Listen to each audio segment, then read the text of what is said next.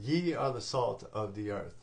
It's not what we're going to talk about in this video, but salt is pretty damn important because that is one of the ways the consciousness moves through your body. You can kind of think of like shining a flashlight through a crystal, or how those like crystals will hold charges.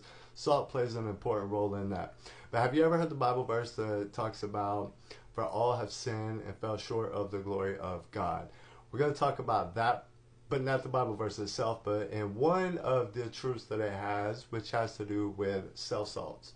Now, there's always multiple layers of truth, and there's different ways that you can look at things, and so don't try to come at me with some Bible verse like, I know for all have sinned and fell short of the glory of God, can take on many different things. In fact, it can even take on the meaning of, for all have sinned and didn't make the 1,000-wave sine wave, because everything runs back to energy, and a sine wave is 1,000 cycles per second, and one cosmic day is 1,000 years, and it's all energy. We are talking about cell salts though, so here's the way it works.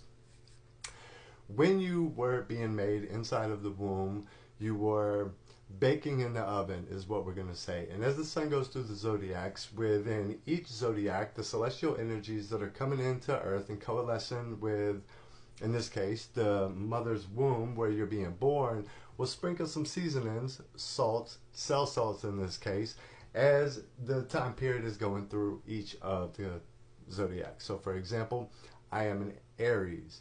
Now, I'm an early Aries, so I miss most of the cell salts that are associated with Aries, which in this case is Kali phos, which is potassium phosphate.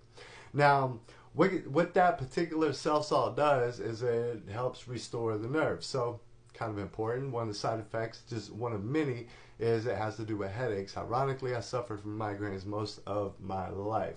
However, if you suffer from migraines or headaches that occur on the outer region of your brain, like the outside, you should know that the brain actually doesn't feel anything whatsoever. Like, it's the only organ that we have that is actually non-sensory. So there's no such thing as a headache. What it's doing is telling you that you have a salt deficiency. So if you go drink a little bit of like a quarter teaspoon or so of salt, lemon, warm water, you should be good to go if it's on the outer region. Anyway, moving on. Cell salts. So since I'm an early, like a March Aries, for the almost entirety of the month of Aries, my body did not develop this particular cell salt. Now, so what I did was I went and looked into what particular body parts are associated with it.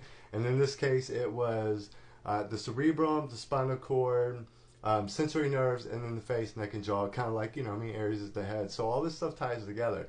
But I was able to look at what is associated, what some of the side effects are, and then look at my diet and things like that and determine that, hey, this is a deficiency in this area.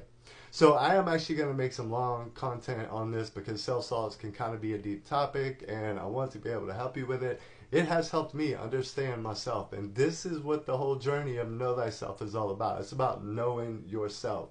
So beyond the words and beyond the knowledge, these are things for you to go look into. So if you go look into your cell salt chart, see what's deficient, see what is associated with those different things as far as the anatomical side is concerned, see what the foods and things that contain those items, that, you know, things that you're missing is, and start there, right? But you always want to look at yourself individually first, because know thyself and you shall know that you are God.